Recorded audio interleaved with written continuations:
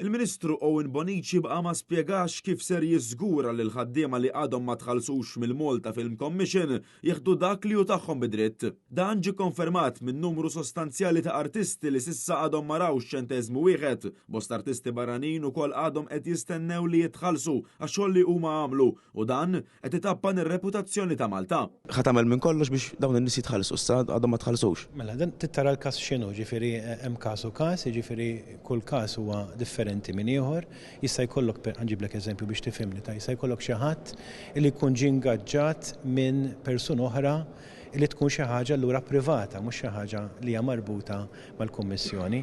Fejn hemm kwistjonijiet ta' refunds, aħna naturalment qed nimxu b'mod li ħankomplu nsaħħu l-istrutturi. Bil-Prim Ministru ftit tal-jemilu surrealment saħaq li Johan Grek ser jibqa' l-Kummissarju tal-Films u li għandu l-fiduċja sħiħa tiegħu.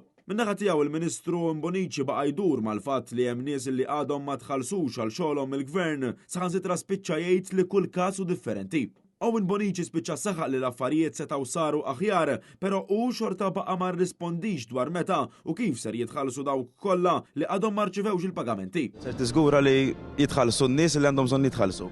Aħna ħanamlu l-impenn tagħna biex inkomplu nżidu l-effiċenza u nsaħħu is-sistemi li hemm li huma tajbin, ma rridu nsaħħuhom iktar. Net News taqsa wkoll jekk bħala l-Ministru għall-Kultura il-Christmas tree ta' quddiem il-Parlament hix tal-gosti tiegħu. Bonici jgħid li qed jifhimha aktar. L-arti hija dik u xekk li inti tibgħat il-messaġġ imbagħad stal dak li jkun jekk toġbu xew l-espressjoni. Oġbedek inti imma. Jiena personalment meta qaluli li hija marbuta mal-poeżija ta' Anton Buttigieg fimta iktar.